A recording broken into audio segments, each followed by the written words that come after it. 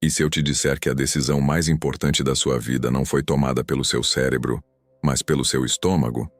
E se eu te provar que, milissegundos antes de você formular um pensamento lógico como "eu não confio nessa pessoa" ou "eu devo aceitar esse emprego", suas vísceras já haviam processado a informação, calculado as probabilidades e enviado um sinal elétrico de veredito para a sua cabeça? Vivemos sob uma tirania biológica autoimposta, desde que René Descartes proferiu a sentença fatal, "penso, logo existo".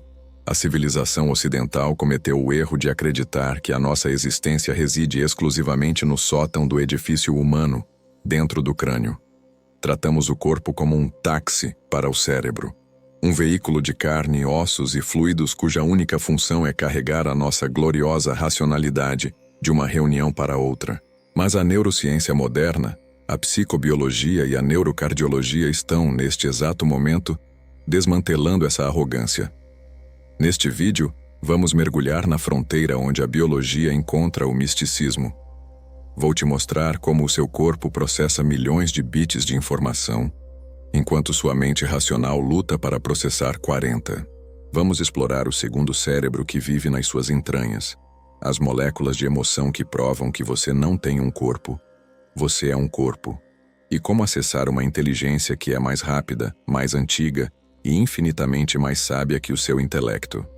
Se você já sentiu um frio na barriga que salvou sua vida, ou um aperto no peito que previu uma traição antes dela acontecer, você já experimentou a inteligência somática. Agora vamos entender a ciência por trás dela.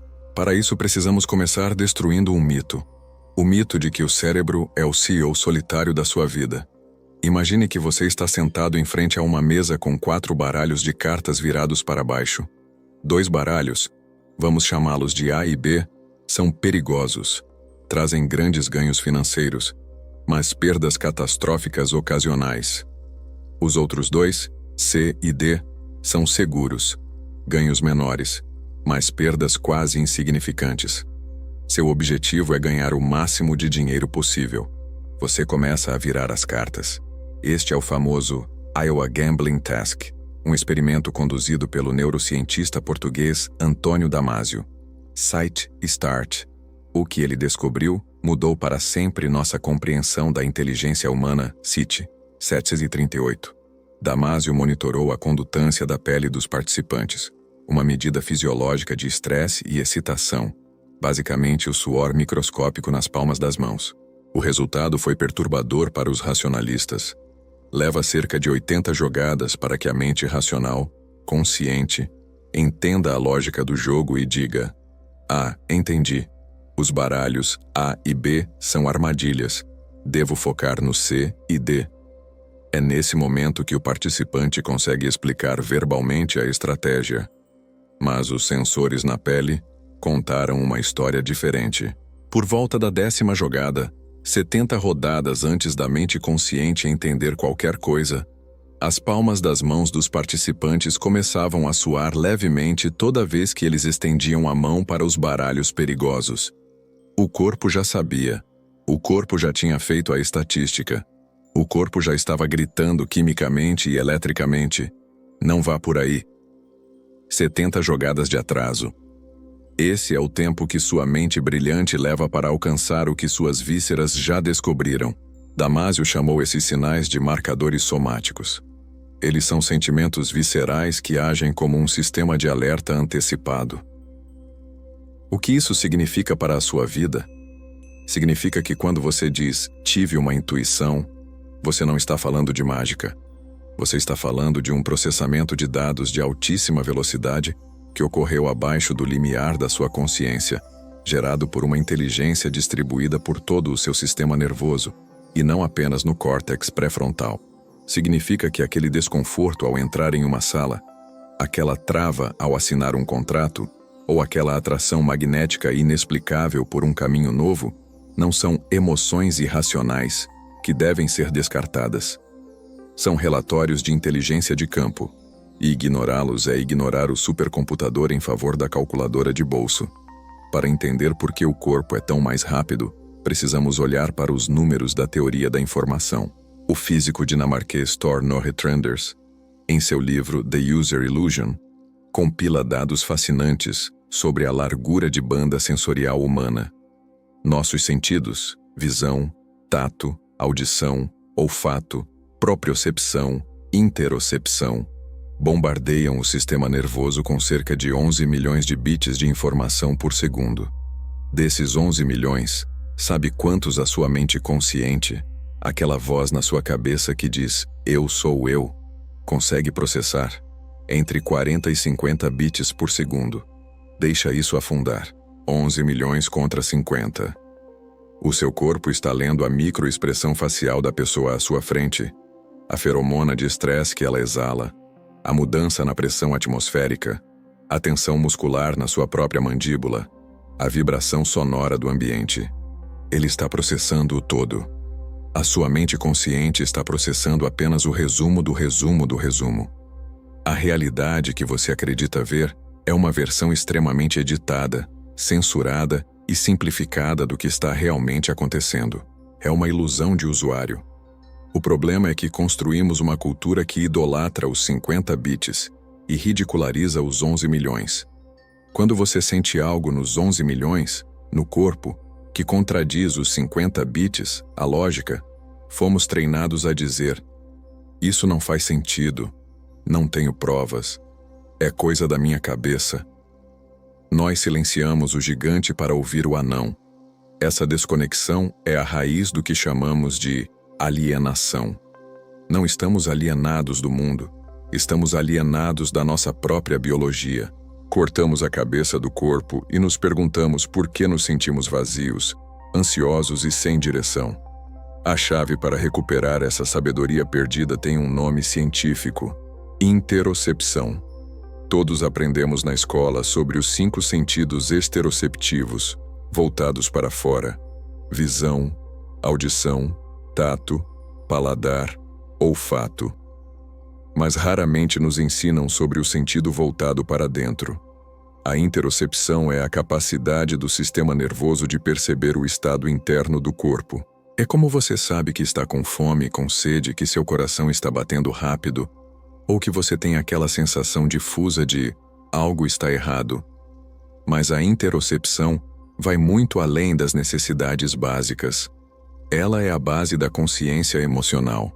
Lisa Feldman Barrett, uma das maiores neurocientistas da atualidade, propõe que as emoções não são coisas que acontecem conosco. Elas são construções do cérebro para dar sentido às sensações interoceptivas do corpo. Seu estômago se contrai. Se você está em um encontro romântico, seu cérebro interpreta isso como paixão. Se você está em um beco escuro, seu cérebro interpreta a mesma contração como medo. Se você comeu um camarão estragado, é enjoo. O corpo fornece a matéria-prima, a sensação. A mente fornece a narrativa, a emoção. O problema surge quando paramos de sentir a matéria-prima. Na sociedade moderna, vivemos em um estado de anestesia funcional. Passamos o dia sentados olhando para telas, ignorando a postura, ignorando a respiração, ignorando a tensão, até que o corpo grite na forma de dor ou doença. Perdemos a alfabetização somática. Não sabemos mais ler os sinais sutis, só percebemos o corpo quando ele quebra. E ao perdermos a conexão com o corpo, perdemos a bússola. Porque o corpo não mente. A mente mente o tempo todo. A mente racional é uma excelente advogada. Ela pode justificar qualquer coisa. Ela pode te convencer a ficar num emprego tóxico. Paga bem. É seguro. Ela pode te convencer a manter um relacionamento falido. Já investimos tanto tempo. O que os outros vão pensar? Mas o corpo não sabe mentir. Quando você está perto de algo que viola sua integridade, seu corpo reage. Sua garganta fecha. Sua energia cai. Sua digestão para. Não importa o quanto sua mente tente racionalizar, a biologia da verdade está acontecendo na sua pele, nas suas vísceras, no seu sangue. Recuperar a inteligência somática é, antes de tudo, um ato de honestidade brutal. É ter a coragem de perguntar: o que minhas células sabem que minha mente está tentando esconder? E a resposta para essa pergunta começa em um lugar improvável. Não no cérebro, mas nas entranhas. Porque, como veremos a seguir, você tem um segundo cérebro. E ele não serve apenas para digerir comida. Ele serve para digerir a realidade. Você provavelmente aprendeu na escola que tem um cérebro. Talvez, se teve bons professores de biologia, aprendeu que tem um sistema nervoso central, cérebro e medula espinhal, e um sistema nervoso periférico. Mas existe algo que os livros didáticos ignoraram por décadas e que muda completamente a arquitetura do que significa ser humano. Você não tem apenas um cérebro, você tem dois. E o segundo não está protegido por um crânio ósseo. Ele está exposto, vulnerável e visceral. Ele está, literalmente, nas suas entranhas. Cientistas chamam isso de sistema nervoso entérico, SNE. Não estamos falando de alguns nervos soltos responsáveis por empurrar comida pelo intestino. Estamos falando de uma rede complexa, densa e sofisticada, composta por mais de 500 milhões de neurônios. Para colocar isso em perspectiva, seu intestino tem mais neurônios do que a sua medula espinhal inteira. Ele tem mais neurônios do que o cérebro de um gato ou de um cachorro.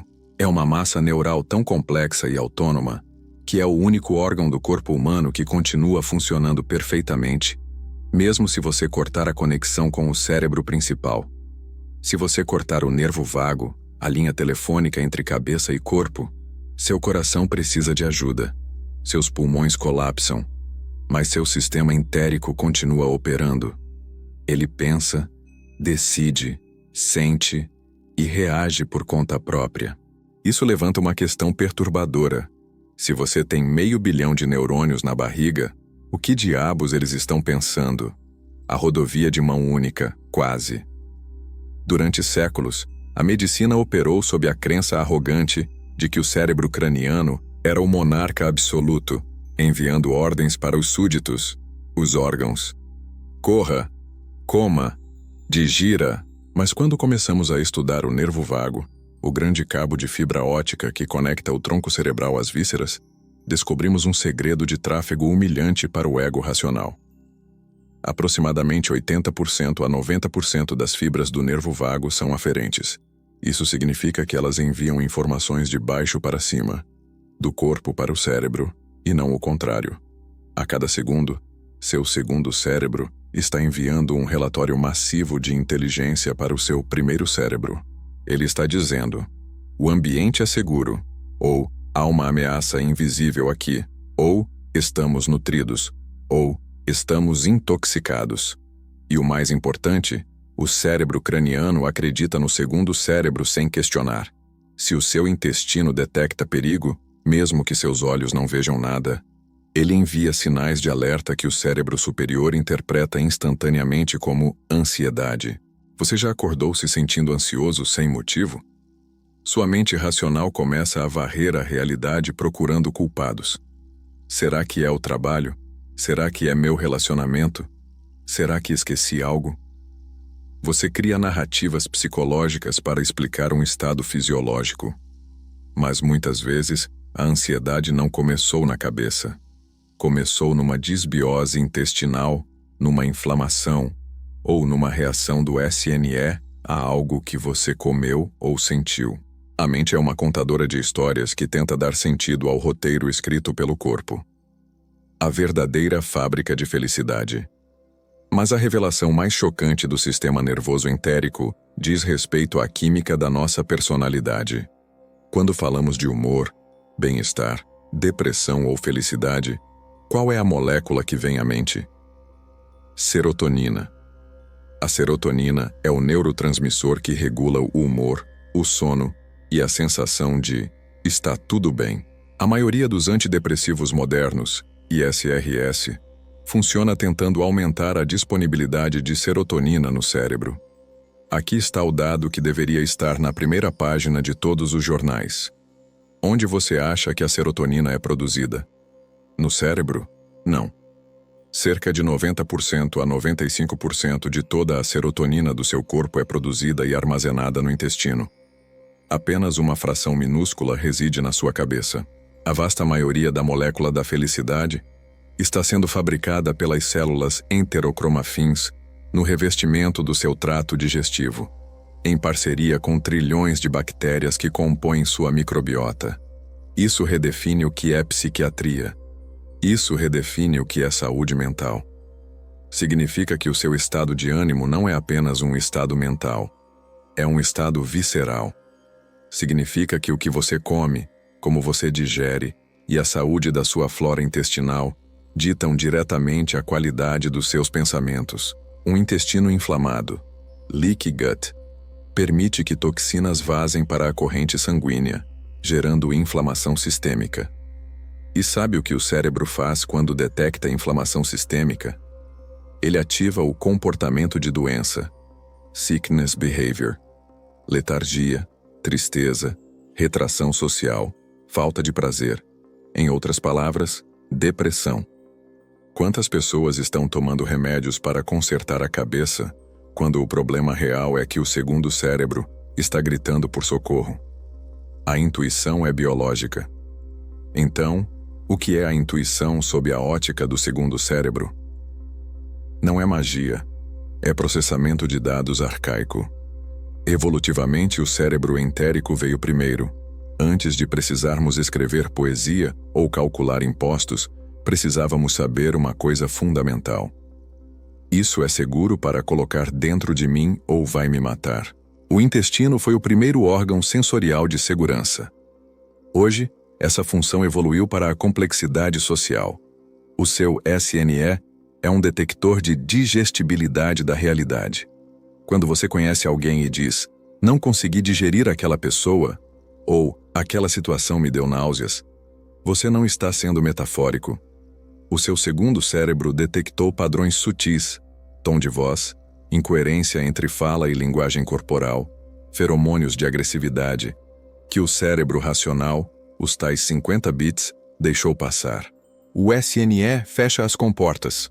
Ele contrai as vísceras. Ele manda sangue para os músculos. Ele prepara o corpo para rejeitar a comida tóxica, ou a pessoa tóxica. A tragédia moderna é que fomos treinados a ignorar esse sinal. Somos educados a ser educados. Dê um beijo no tio mesmo que você não queira. Fique nessa reunião mesmo que seu estômago esteja revirando. Coma tudo o que está no prato. Desde crianças, somos condicionados a suprimir a sabedoria do segundo cérebro em favor das normas sociais do primeiro cérebro. Com o tempo, essa conexão se atrofia. O cabo do telefone é cortado. O corpo grita, mas a mente parou de ouvir. E então, chamamos isso de gastrite, síndrome do intestino irritável, colite nervosa. Doenças que, muitas vezes, são apenas a inteligência somática tentando desesperadamente chamar a atenção de um eu que se mudou para a cabeça e trancou a porta. O convite para a reintegração. Reconhecer o segundo cérebro é o primeiro passo para deixar de ser uma cabeça flutuante e voltar a ser um organismo inteiro. É entender que cuidar da sua alimentação não é apenas estética, é psiquiatria preventiva. É entender que quando você sente um nó nas tripas antes de tomar uma decisão, esse nó é uma informação tão válida quanto uma planilha de Excel. Mas o intestino é apenas uma das estações de inteligência do corpo. Ele produz a química, sim, mas como essa química viaja? Como uma emoção que parece algo abstrato, se transforma em uma realidade física que pode causar um ataque cardíaco ou curar um câncer.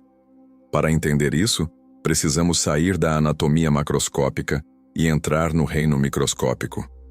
Precisamos conhecer a ponte entre matéria e espírito.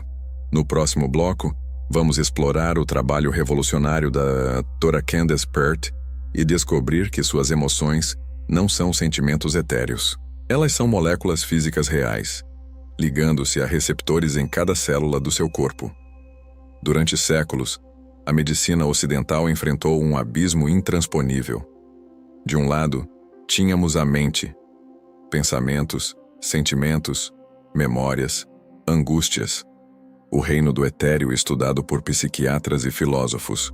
Do outro lado, tínhamos o corpo, células, hormônios, vírus, tumores, o reino do concreto, estudado por cirurgiões e imunologistas.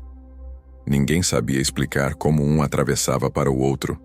Como a tristeza, um sentimento, causava lágrimas, água e sal. Como o estresse, uma percepção, causava úlcera, uma ferida física. Era chamado de mistério psicossomático. Mas na década de 1970, uma jovem cientista rebelde no Instituto Nacional de Saúde do Zinarawa, NIH, fez uma descoberta que construiu a ponte sobre esse abismo. Seu nome era Candace Pert. A descoberta de Pert foi tão monumental que mudou a definição de onde você está localizado. A chave e a fechadura. Candace Pert é famosa por ter descoberto o receptor de opiáceos no cérebro. Mas o que isso significa? Para entender a inteligência do corpo, você precisa entender o mecanismo básico da vida celular: receptores e ligantes. Imagine que cada célula do seu corpo tem milhares de pequenas fechaduras na sua superfície externa. Essas são os receptores. Eles ficam lá, vibrando, esperando. Para abrir essas fechaduras, você precisa de chaves específicas que flutuam no fluido intercelular. Essas chaves são os ligantes, hormônios, neurotransmissores, peptídeos. Quando a chave certa encontra a fechadura certa, como a endorfina encontrando o receptor de opiáceos, elas se encaixam e, clique, a porta se abre. A célula recebe uma mensagem. Ela muda sua estrutura. Ela começa a fabricar novas proteínas, a se dividir ou a se defender. Até aqui, bioquímica básica. A revolução de Candace Pert veio quando ela percebeu o que eram essas chaves. Ela descobriu que uma vasta classe dessas chaves químicas são neuropeptídeos. E o que são neuropeptídeos? Eles são, literalmente, moléculas de emoção. Toda vez que você sente raiva, amor, medo ou êxtase, o seu sistema límbico, o centro emocional do cérebro, libera uma chuva específica de neuropeptídeos. Se você sente raiva, você produz um coquetel químico específico. Se você sente gratidão, você produz outro. Essas moléculas não ficam no cérebro. Elas caem na corrente sanguínea e viajam para todo o corpo. E aqui está o pulo do gato. Pert e outros pesquisadores descobriram que células do sistema imunológico, monócitos, células do intestino, células da pele e até células da medula óssea estão cobertas de receptores para esses neuropeptídeos cerebrais. O corpo é a mente inconsciente. Isso destrói a ideia de que a mente está na cabeça. Se cada célula do seu sistema imunológico tem receptores para as moléculas da sua emoção, isso significa que o seu sistema imunológico está escutando o seu monólogo interno. Quando você passa semanas ruminando uma mágoa, repetindo a história da traição, revivendo a raiva, você não está apenas tendo um pensamento desagradável. Você está inundando suas células imunológicas com a química específica da raiva, estresse, cortisol, adrenalina, norepinefrina. Você está literalmente dando um banho químico nas suas células de defesa. Candace Pert chegou a uma conclusão radical. A mente não domina o corpo, ela se torna o corpo. Ou como ela famosamente disse, o seu corpo é a sua mente subconsciente. Pense nas implicações disso. Aquele trauma que você acha que superou intelectualmente. Eu já entendi que meus pais fizeram o melhor que podiam, mas que ainda faz seu peito apertar quando você fala sobre ele. Onde está esse trauma? Ele não está apenas nas sinapses do cérebro. Ele está armazenado na bioquímica do corpo. Se os receptores das células ficam bombardeados constantemente pelos mesmos neuropeptídeos, digamos, de vitimização ou ansiedade, eles começam a se dessensibilizar. A célula pode até diminuir o número de receptores ou parar de responder. Pior, a célula pode ficar viciada naquela química.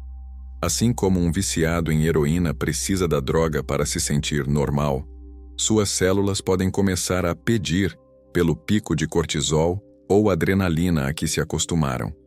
Isso explicaria por que muitas vezes nos pegamos buscando situações de conflito ou estresse inconscientemente.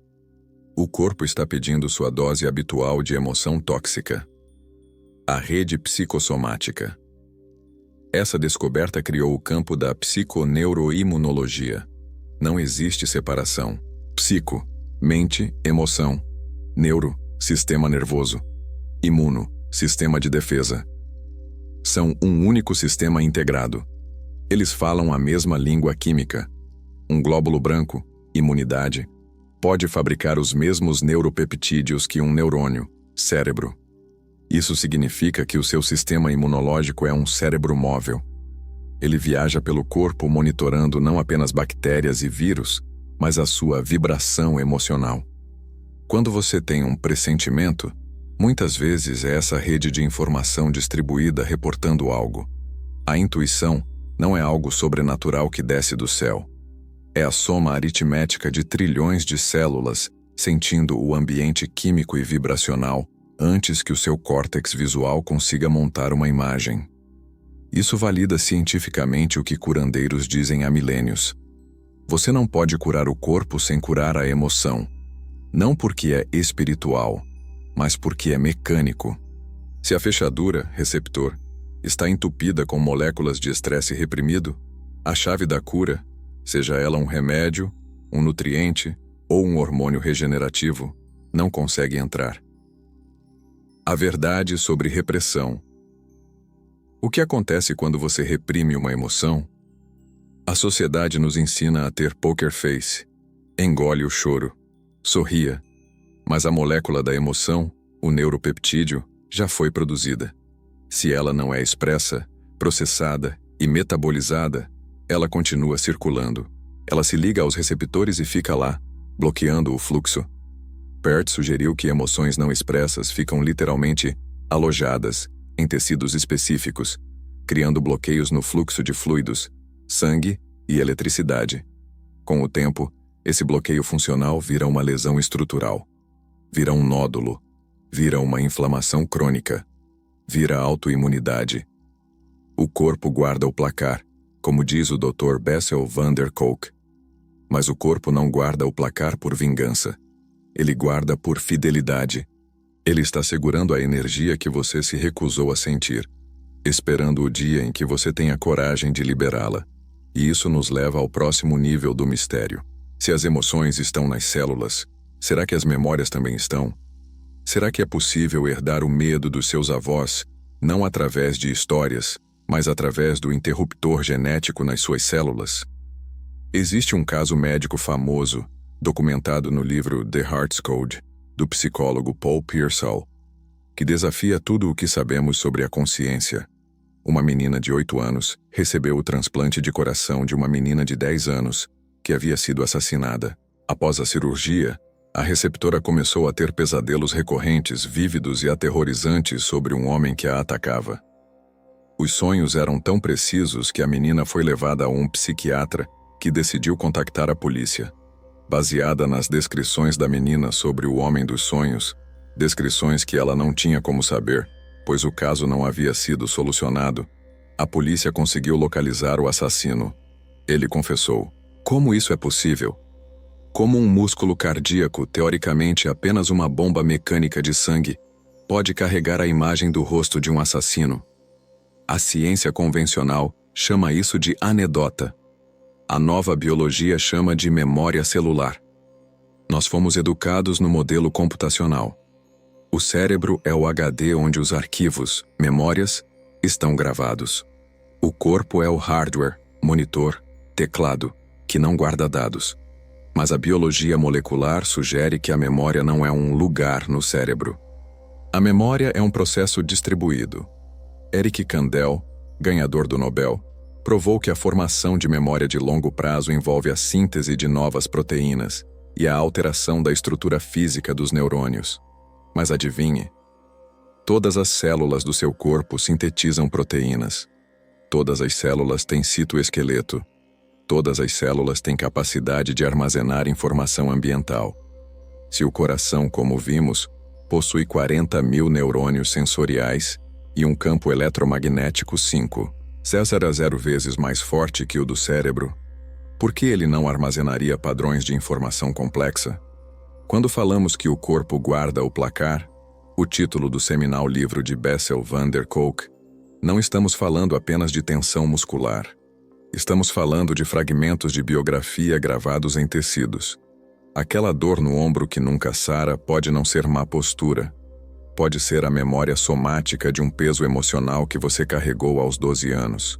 O corpo congelou aquela configuração muscular de defesa e esqueceu de relaxar. A mente esqueceu o evento. O ombro lembra da carga.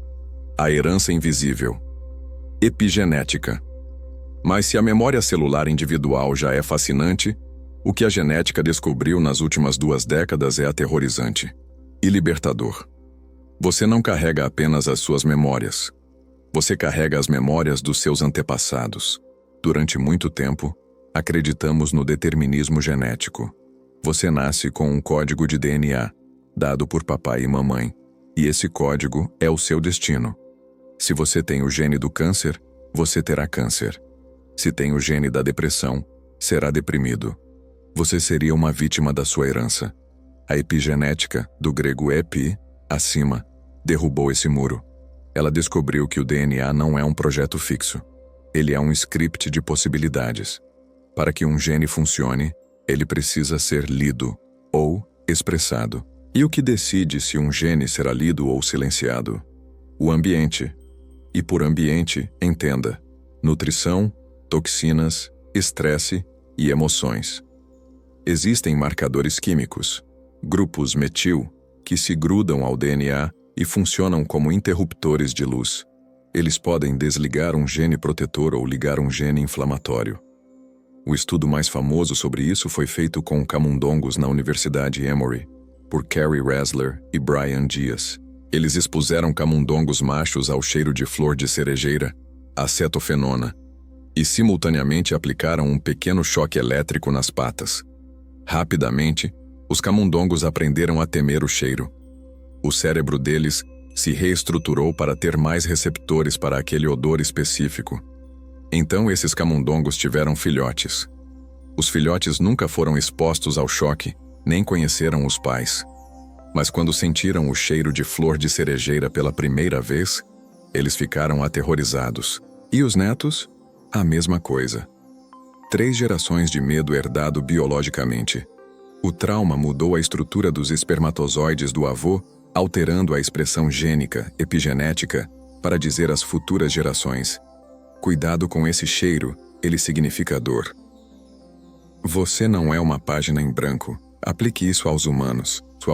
Se seus avós passaram fome severa, como no estudo do inverno da fome na Holanda durante a Segunda Guerra, seus genes metabólicos podem estar programados para estocar gordura desesperadamente, predispondo você à obesidade e diabetes, mesmo que você nunca tenha passado fome. Se sua bisavó viveu em um estado de hipervigilância devido a um marido violento, é possível que seu sistema nervoso tenha nascido com o botão de volume da ansiedade no máximo. Você pode ter uma ansiedade que não é sua, não vem da sua biografia, não vem dos seus traumas de infância. Vem do arquivo morto da sua linhagem.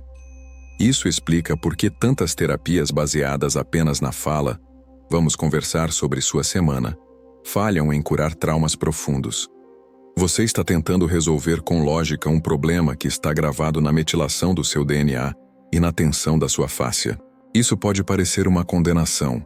Estou condenado pelos traumas dos meus avós, mas é a maior notícia de libertação que a biologia já nos deu. Por quê? Porque a epigenética é uma via de mão dupla. Se o trauma pode mudar a expressão gênica para pior, a cura pode mudá-la para melhor. Estudos mostram que mudanças no estilo de vida, meditação, redução de estresse e processamento emocional profundo podem alterar a expressão de centenas de genes em questão de meses. Você não é refém do seu código. Você é o editor do seu código. Ao curar o seu corpo e regular o seu sistema nervoso, você não está apenas se curando. Você está, literalmente, reescrevendo a herança genética que vai passar para os seus filhos, ou, se não tiver filhos, a informação que você emana para o campo coletivo. O corpo como oráculo. Isso nos leva a uma nova relação com o corpo. O corpo deixa de ser um burro de carga e passa a ser um oráculo. Aquela dor crônica, aquela alergia estranha, aquela ansiedade súbita não são defeitos de fábrica. São mensagens criptografadas. São os fantasmas na máquina, pedindo para serem ouvidos. Talvez a sua dor nas costas seja a rigidez do seu pai que você internalizou. Talvez a sua gastrite seja a raiva que sua mãe nunca pôde expressar. O trabalho de cura somática é o processo de decodificar essas mensagens e liberar a energia presa. Quando você faz isso, através de respiração, movimento, tremores neurogênicos, TRE, ou simplesmente sentindo a sensação sem julgamento, como vimos nas práticas do silêncio, você está fazendo uma limpeza de disco rígido. Você está dizendo às suas células: a guerra acabou, podem descansar. E quando as células entendem que a guerra acabou, elas param de produzir proteínas de defesa e começam a produzir proteínas de crescimento e reparo. A cura espontânea acontece, mas para fazer essa limpeza precisamos de uma ferramenta poderosa. Precisamos de uma tecnologia que consiga alinhar o ritmo do coração com o ritmo do cérebro, criando um estado de coerência que reseta o sistema. Em 1991, um grupo de cientistas e engenheiros na Califórnia fundou o Instituto HeartMath com uma pergunta radical: e se ouvir o coração não for uma metáfora sentimental, mas uma instrução biológica literal? O que eles descobriram nas 3 décadas seguintes desafiou o dogma da biologia. Eles provaram que o coração humano é, na verdade, uma glândula hormonal, um órgão sensorial e um centro de processamento de informações com seu próprio pequeno cérebro. Sim, você tem um cérebro cardíaco. O coração possui um sistema nervoso intrínseco composto por cerca de 40 mil neurônios. São células idênticas às do seu cérebro craniano. Elas têm memória de curto e longo prazo. Elas aprendem. Elas sentem. Elas tomam decisões funcionais independentemente do comando central. Mas a maior descoberta não foi sobre os neurônios. Foi sobre o campo. A transmissão invisível. Todo órgão que usa eletricidade gera um campo eletromagnético. O cérebro gera um, que lemos com o eletroencefalograma, EEG. Mas o campo do coração é de outra magnitude. O componente elétrico do campo do coração é 60 vezes maior que o do cérebro. O componente magnético é 5.000 vezes mais forte. Isso significa que o seu coração é o gerador de rádio mais potente do seu corpo. Magnetômetros sensíveis, SQUIDs, conseguem detectar o campo do coração a mais de 1,5 metros de distância do corpo, irradiando em todas as direções, formando um toroide, um formato de donut energético, ao seu redor. Pense no que isso significa. Quando você está em uma sala com alguém, você não está separado dessa pessoa. O seu campo cardíaco está literalmente tocando e penetrando o campo dela. E esse campo não é estático. Ele carrega informação. Os pesquisadores do HeartMath descobriram que as emoções alteram a forma da onda desse campo. Frustração, medo. O campo se torna caótico, desordenado, como um risco rabiscado. Gratidão, amor. O campo se torna uma onda senoidal perfeita, harmoniosa e coerente. O seu coração está transmitindo o seu estado emocional para o ambiente 24 horas por dia. Isso explica cientificamente por que você se sente mal perto de certas pessoas negativas, mesmo que elas estejam sorrindo e caladas. O campo eletromagnético delas está transmitindo um sinal de incoerência e caos, ruído, e o seu sistema nervoso capta essa interferência. Explica também por que a presença de uma pessoa calma e amorosa pode acalmar uma sala inteira sem dizer uma palavra. O campo coerente dela age como um diapasão, e os corações ao redor começam a entrar em ressonância. O experimento que quebrou o tempo. Mas a descoberta mais perturbadora do HeartMath, aquela que faz os materialistas revirarem os olhos e os físicos quânticos sorrirem, é sobre a relação do coração com o tempo. Em um estudo rigoroso sobre intuição, os participantes foram colocados diante de uma tela de computador, cheios de sensores, EEG no cérebro, ECG no coração. O protocolo era simples. O participante aperta um botão. A tela fica preta por 6 segundos. O computador escolhe aleatoriamente uma imagem para mostrar. A imagem pode ser calma, paisagem, filhotes, ou extremamente perturbadora, acidentes, violência. O objetivo era ver como o corpo reage depois de ver a imagem. O corpo reagiu como esperado. Diante da imagem violenta, o coração acelerou e a pele suou. Diante da calma, relaxou. Mas quando os cientistas olharam os dados do período de tela preta, antes da imagem aparecer, viram algo impossível. O coração dos participantes começava a reagir 4 a 6 segundos antes da imagem ser mostrada. E mais, ele reagia corretamente. Se a imagem futura fosse ser violenta, o coração desacelerava, preparação para impacto, segundos antes. Se a imagem futura fosse ser calma, o coração entrava em um ritmo tranquilo antes. Lembre-se, a escolha da imagem era feita por um gerador de números aleatórios milissegundos antes da exibição. Ninguém sabia o que viria, mas o coração sabia. O coração detectou o evento futuro. Enviou o sinal para o cérebro.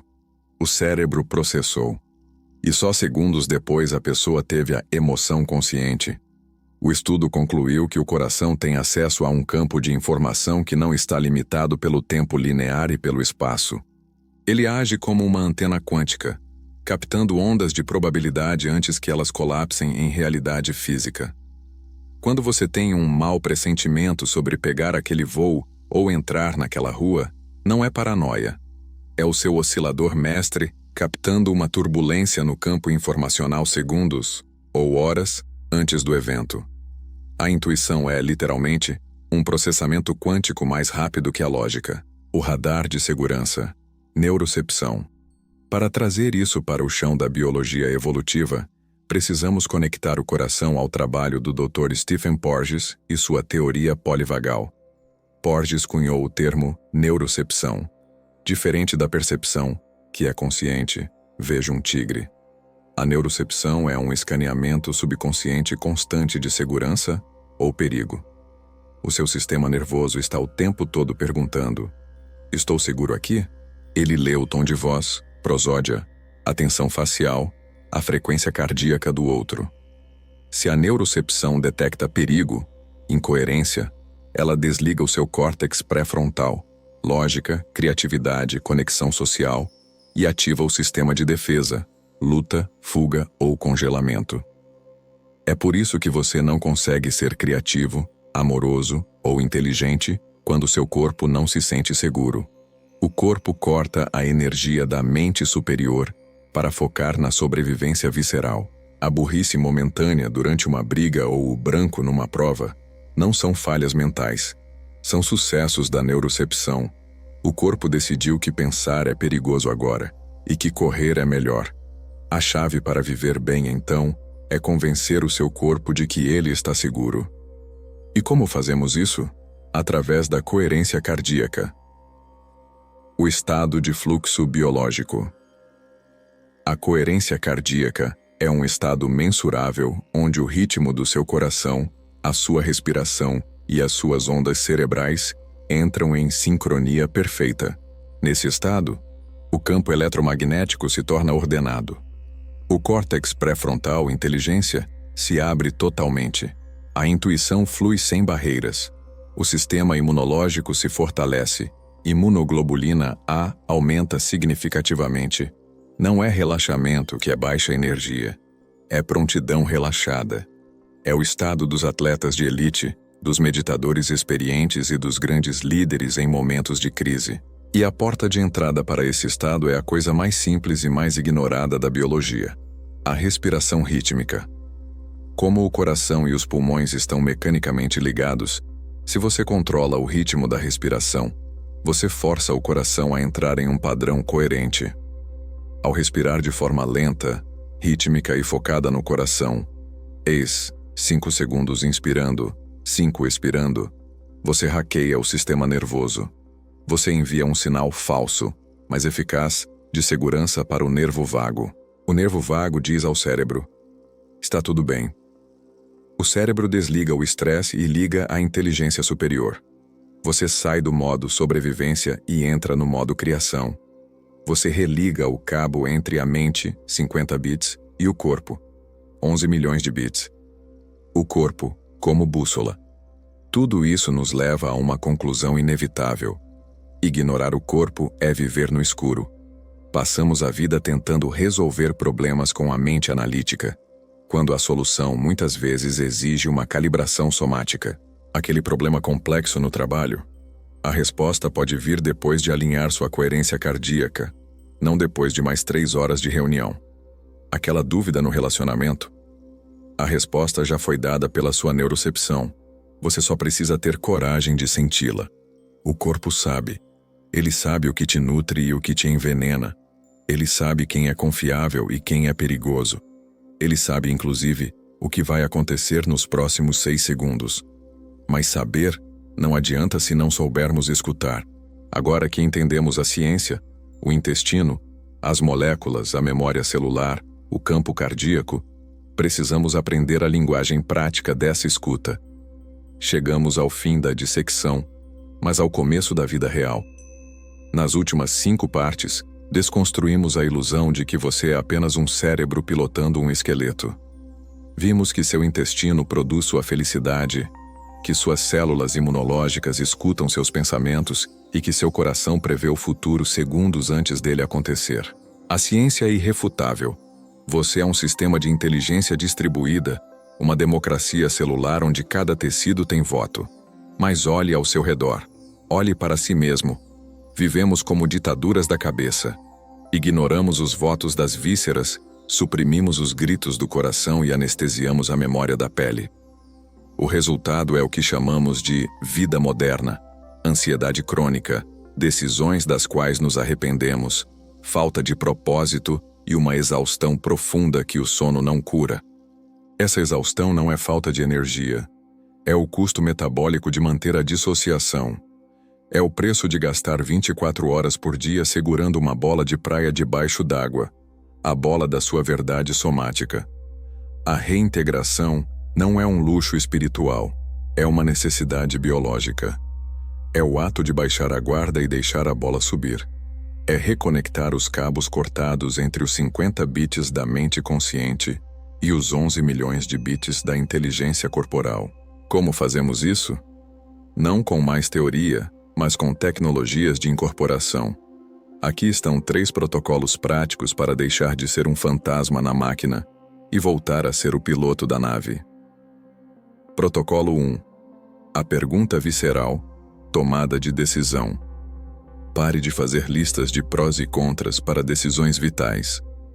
A lógica serve para logística, qual hotel reservar, que hora sair, mas é péssima para decisões de vida, casar ou não, mudar de emprego, confiar em alguém. A lógica não tem acesso aos dados sutis que seu corpo coletou. Daqui para frente, use o teste da expansão versus contração. O corpo é binário em sua sabedoria fundamental. Diante da verdade e da segurança, ele relaxa e expande. Diante da mentira e do perigo, ele endurece e contrai. A prática. Quando tiver que tomar uma decisão, aceitar um projeto. Sente-se em silêncio e traga a opção A para a mente, aceitar o projeto. Não pense nas consequências financeiras ainda. Apenas imagine-se dizendo sim. Escaneie o corpo imediatamente. Sua mandíbula apertou ou soltou? Seu peito subiu ou afundou? Sua respiração ficou curta ou profunda? Houve uma sensação de peso ou de leveza? Essa micro-reação que acontece em milissegundos é a síntese de toda a sua inteligência somática e memória celular. Se o corpo contraiu, mas a mente diz, mas paga bem, cuidado. O corpo está vendo um custo oculto que a mente ignora. Aprenda a confiar na leveza. A verdade biológica é leve. A mentira biológica é pesada. Protocolo 2. O reset vagal. Gestão de estado. Você não consegue pensar para sair de uma crise de ansiedade. Tentar usar o cérebro para acalmar o cérebro É como tentar apagar fogo com gasolina. A ansiedade é um estado fisiológico de alerta. A solução deve ser fisiológica. Use a linguagem de máquina do seu sistema operacional. A respiração coerente. Lembre-se do Heart Math. O coração dita o ritmo do cérebro. A prática. Sempre que sentir o estresse subir, o sequestro da amígdala. Pare tudo. Inspire pelo nariz contando 5 segundos. Expire pelo nariz, ou boca suave, contando 5 segundos. Faça isso por 3 minutos, nada mais. Ao respirar nesse ritmo, 0,1 Hz, você força mecanicamente o sistema a entrar em coerência. Você envia um sinal de segurança pelo nervo vago que desliga a produção de cortisol e liga o córtex pré-frontal. Você recupera seu QI. Você recupera sua empatia. Não é místico, é mecânico. É como reiniciar o roteador quando a internet cai. Não discuta com a realidade quando seu roteador estiver travado. Respire primeiro, resolva depois. Protocolo 3. A digestão emocional, limpeza de memória.